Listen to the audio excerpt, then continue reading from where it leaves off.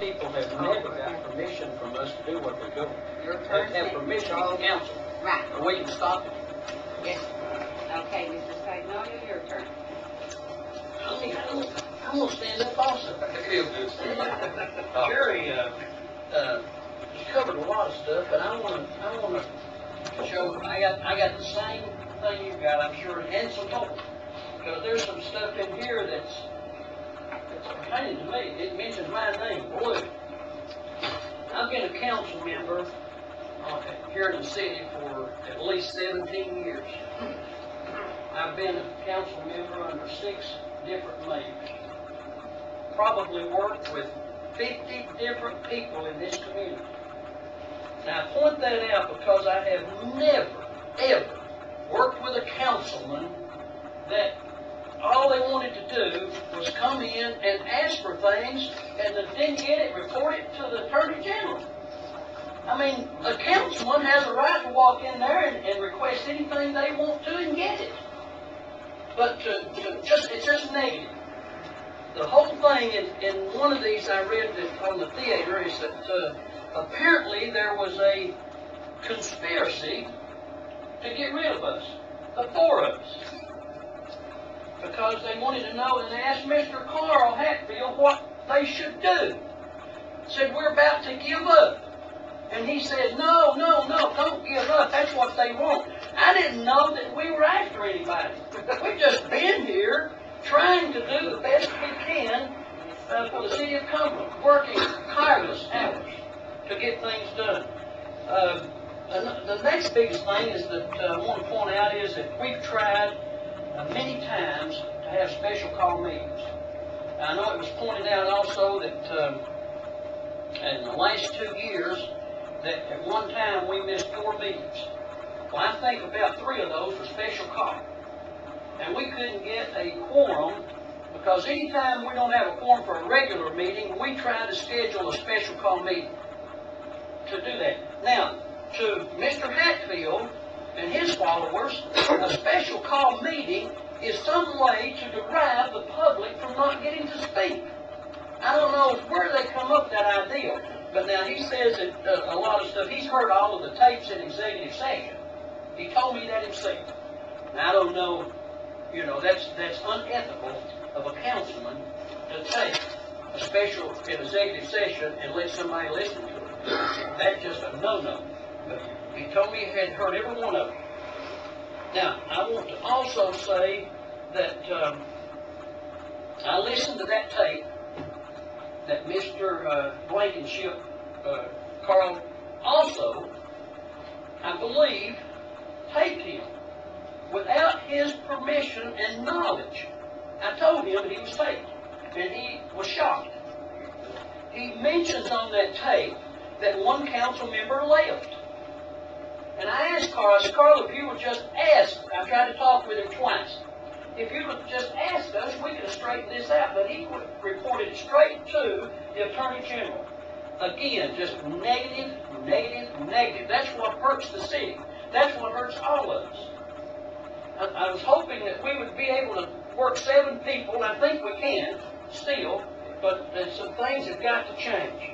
The meeting that was supposed to be illegal, I have been working for several years on the council and again on this stimulus package.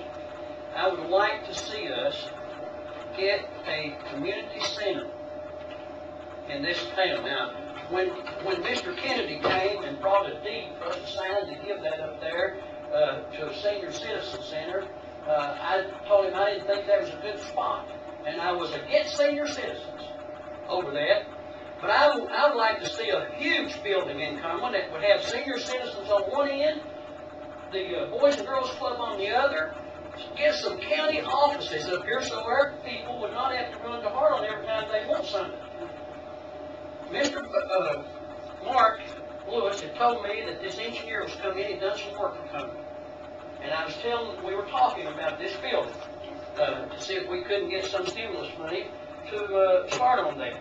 And he told me about this engineer that had worked for Cumberland before coming in, and he might be able to help me. And I said, well, when he comes, call me. And the first time, I think the weather or something, he didn't get to come. So they called me, I come over. Just to ask him, no more than I asked David Kennedy there if he was in the city hall, if he could help us. Or if Joe Grisham was up here. Or Rick Nelson or anybody else. Not a meeting. Not even thinking about a meeting. So I come over, Norma was already here. Because the insurance people were meeting here at City Hall with going over that with them, so all the workers were here. She was here in support of those people, I think. Called me back there, and I went back and said, Norma, you want to come back and listen to see what this guy, I want to ask him. I asked him, he really could not help us. He doesn't have a construction company. He doesn't have an architect. But, so I got a phone call for another meeting. Somebody come back and got me. I was leaving. I think you all might have been coming in. After that, I don't know what happened. I went on to another precinct call. That's right. Mr. Harris was going to be at lunch, and I wanted to talk with him because he has a grant writer that I wanted to discuss the same building plans with. Now, that's all that happened. No business, no discussion of anything like that, but according to Mr. Hatfield, it's illegal, illegal, illegal. And the same day, or the next day, he came through the drive-thru wanting me to sign a paper that we had had an illegal meeting, and I refused to sign it because I knew there was no illegal. But that's just negative. I mean, I've got it underlined. I don't want to take all the time, just the stuff that has been said about us and everything.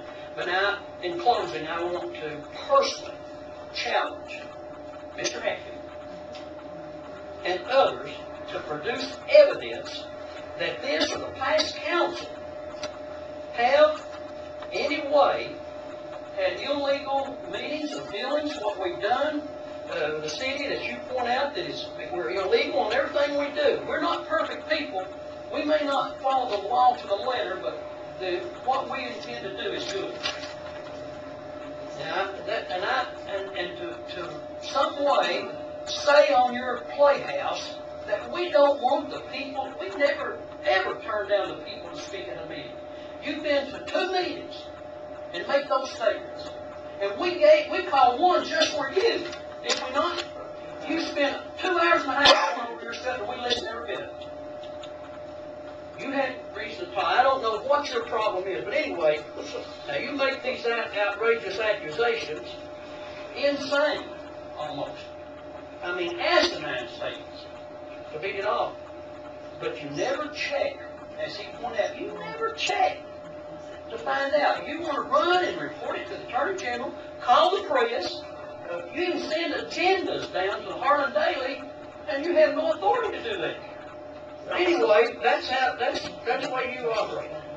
Now, I just dare you, really, to say that we are doing something illegal.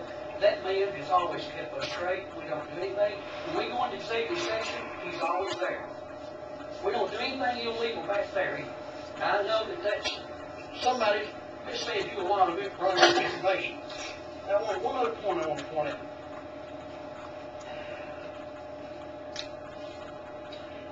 You know, he referred to this about 4 of us.